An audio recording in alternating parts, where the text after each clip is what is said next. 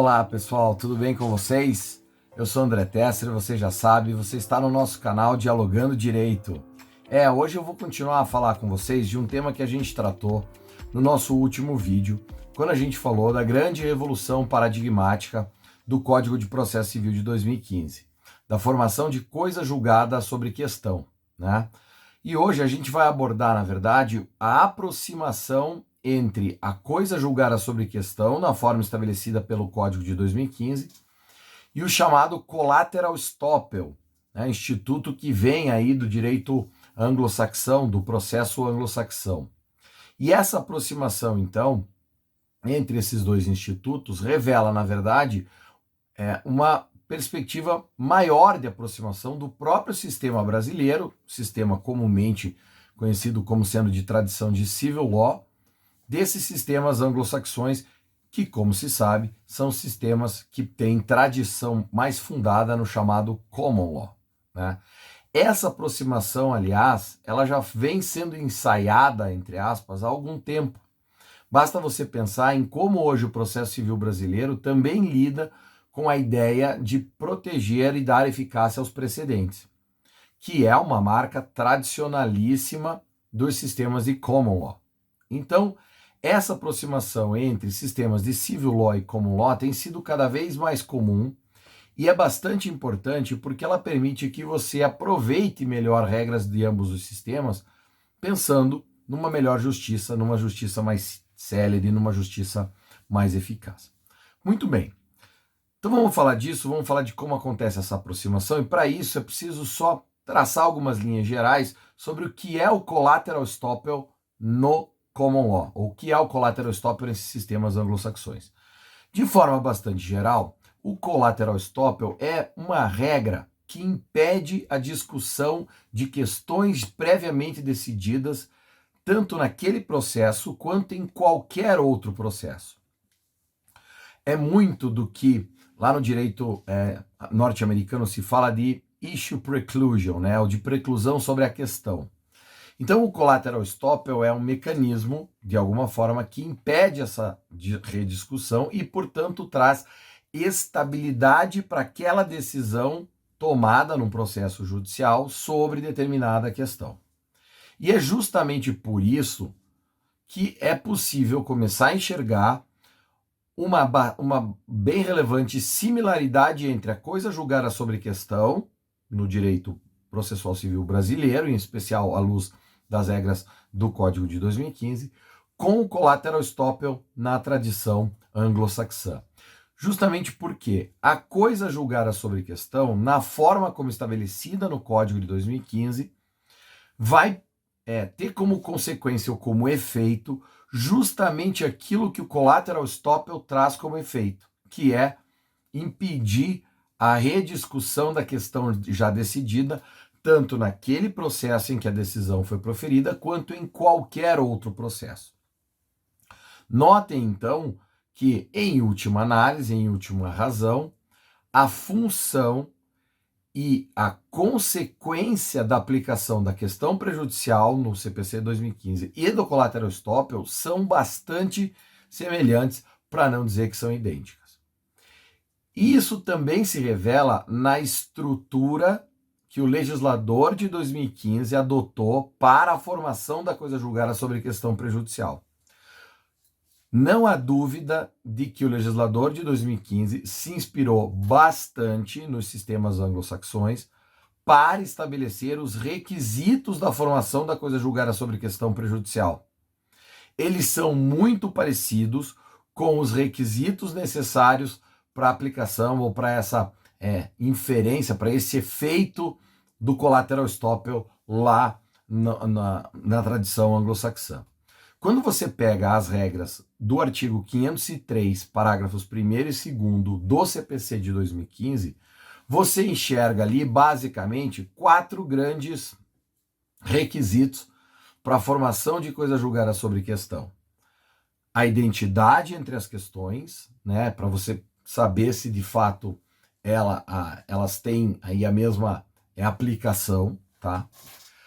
A existência de contraditório efetivo sobre essa questão, É por isso que se veda, por exemplo, a formação de coisa julgada sobre questão prejudicial quando há restrição probatória, quando há limitação na cognição ou quando há também revelia.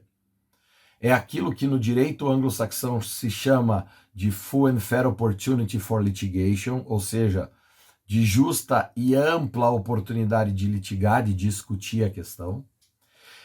Que haja, terceiro, uma expressa decisão sobre a questão e que essa decisão e que essa questão seja indispensável, quarto aspecto, seja indispensável para a decisão de mérito.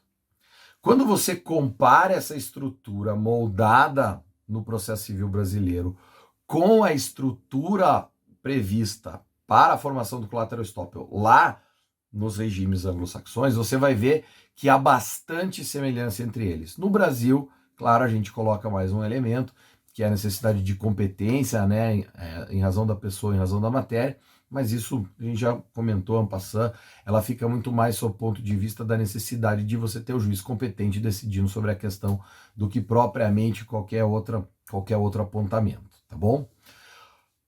Olhando para isso, então, é importante para a gente entender a força que a coisa julgada sobre questão prejudicial tem potencialmente no Brasil, porque é preciso buscar, então, compreender, me parece, os fundamentos do collateral estoppel lá no direito anglo-saxão, já que são bastante parecidos. Por quê?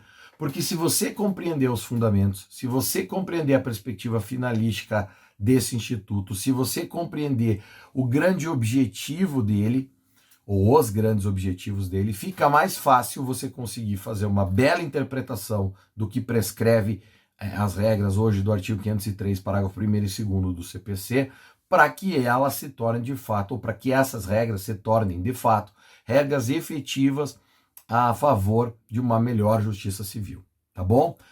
Quais seriam, então, esses fundamentos, basicamente, para a formação do collateral estoppel? Quais são as razões pelas quais o collateral estoppel foi adotado? Basicamente, comparando tanto o direito inglês quanto o direito estadunidense ou direito norte-americano, como vocês queiram, é possível encontrar traços comuns de justificativas principiológicas ou fundamentos principiológicos do collateral estoppel. A gente vai falar de proteção da boa-fé, a gente vai falar de proibição de comportamentos contraditórios. Veja que aqui a gente está falando muito sobre o ponto da perspectiva subjetiva, né, de quem demanda. Ora, se eu já tive contra mim uma decisão sobre determinada questão no processo A, não é um comportamento de boa-fé meu, muito menos um comportamento que não é contraditório, pretender a rediscussão desta questão em outro processo. Por quê? Porque eu já tive a oportunidade de discutir essa questão em outro lugar. Então, de alguma forma, o collateral estoppel protege também boa-fé objetiva, inclusive, e a proibição de comportamentos contraditórios. Por outro lado, o collateral estoppel também tem uma nítida perspectiva finalística de proteção do próprio interesse público da jurisdição. Quando você olha especialmente para a impossibilidade de relitigação de uma questão já decidida, e mais do que isso, também da adoção de um parâmetro de igualdade e isonomia, porque se aquela questão A foi decidida assim no processo A, ela não pode ser decidida de forma diferente no processo B. Aliás, se ela não poderia ser decidida diferente no processo B, qual é o sentido de ela ser rediscutida no processo B? Então, de fato, isso também faz bastante sentido quando a gente olha para isso. Por fim, duas observações que eu queria fazer com vocês a esse respeito. Uma delas, de forma bastante prática, e que acho que envolve tudo isso, é lembrar daquele nosso exemplo do outro vídeo sobre ação de alimentos. Se numa determinada demanda já ficou decidido que Zezinho não é pai, não há sentido de se poder discutir isso em outra demanda.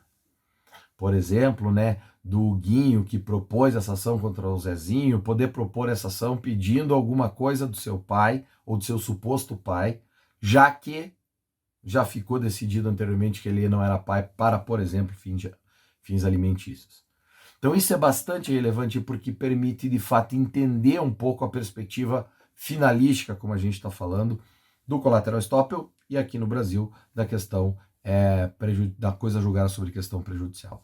E para finalizar, eu queria deixar com vocês duas indicações bibliográficas que para mim são indispensáveis quando se discute coisa julgada sobre questão, se você quiser entender um pouco mais. Primeiro, esse livro aqui, Coisa Julgada sobre Questão, do professor Luiz Guilherme Marinoni, um dos primeiros a discutir esse ponto, como sempre, no Brasil, um dos pioneiros dessa discussão. Isso aqui esse livro é básico e ao mesmo tempo bastante aprofundado para quem quer discutir. E o segundo é um livro da mesma escola do professor Luiz Guilherme Marinoni, que é do meu amigo Ricardo Alexandre da Silva, A Nova Dimensão da Coisa Julgada, um trabalho gigantesco de fôlego, em que o professor Ricardo vai buscar as origens dessa discussão, inclusive, para poder trabalhar com isso. Tá certo, pessoal?